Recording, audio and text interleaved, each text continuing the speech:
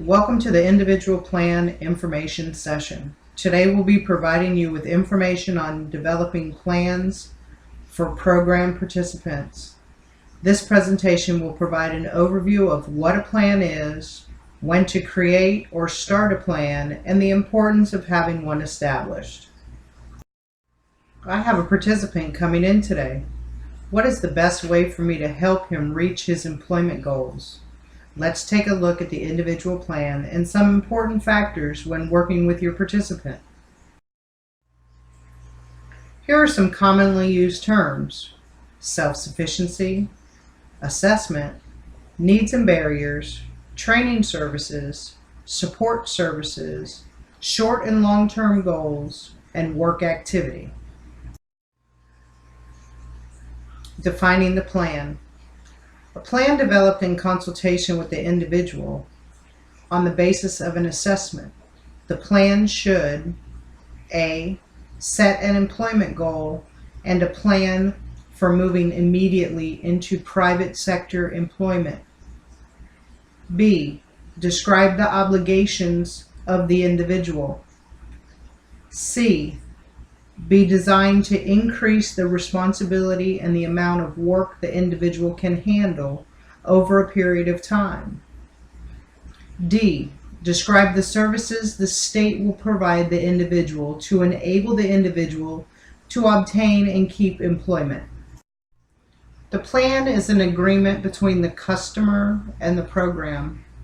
It provides written instruction of the participation requirements. It can be used as an accountability tool in most programs and is one of the most effective ways to serve individuals with barriers to employment and to coordinate services. The plan may contain the following: specific details of assigned activities, worksite, training facilities, number of hours assigned, classes enrolled, name of the supervisor, and even name of the employer. A good plan is an important step to achieving a successful outcome. The plan builds self-esteem in the participant. Attainable goals will allow the individual to succeed and realize they can accomplish their career goals. The plan gives the staff member a guide to effectively help the participant. Specific action steps let the staff member know what they need to do to help the individual be successful. The plan is not a one-time process. The plan begins the first time the customer seeks out assistance through the Career Center.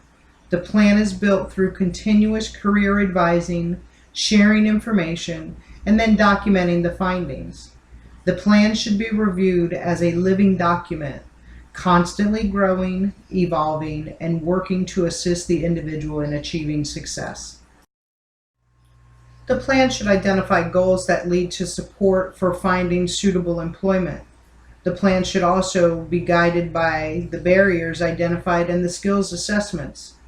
The plan should also further be developed through ongoing career counseling and labor market information. Needs and barriers are obstacles that may make it difficult for a participant to obtain and sustain unsubsidized employment that could lead to self-sufficiency. Sometimes the participant may not be able to discuss and talk about their barriers or needs because it's too difficult and can even bring back bad memories and trauma. Participants may need time to think about the process and their thoughts before being able to identify them. Here are a few types of needs and barriers: health issues, lack of child care, transportation problems, criminal history, lack of education, homelessness, and advanced skills. There are many local providers in both Pasco and Hernando counties that are able to assist our participants and job seekers. Some of our local and program partners include the following: Local Health Department, Early Learning Coalition, Federal Bonding Program, Adult Community Education, local shelters, and housing assistance. Staff should always send over a community agency referral when trying to assist job seekers and participants. Another good idea would be is to contact the service agency if possible to alert them as to the referral coming to them to help expedite the process. CareerSource Pasco Hernando staff can even offer an array of support services through our intensive programs and available funding. Remember, sometimes support services have limited funding and may be unavailable through some programs. If working with a general job seeker, it might be best to refer the individual out to one of the local agencies for services. Let's take a look at a SWOT analysis. It will assess the individual's strengths, weaknesses, opportunities, and threats. There are many ways to assess an individual. An assessment can be found on the internet or may be locally developed with your program sector. Let's take a look at each one individually.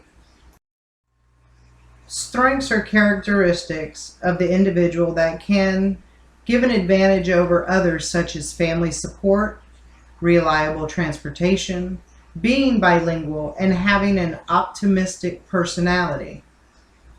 Look for successes in your participants. Find the positives and accomplishments to help them feel more confident instead of focusing on their failures.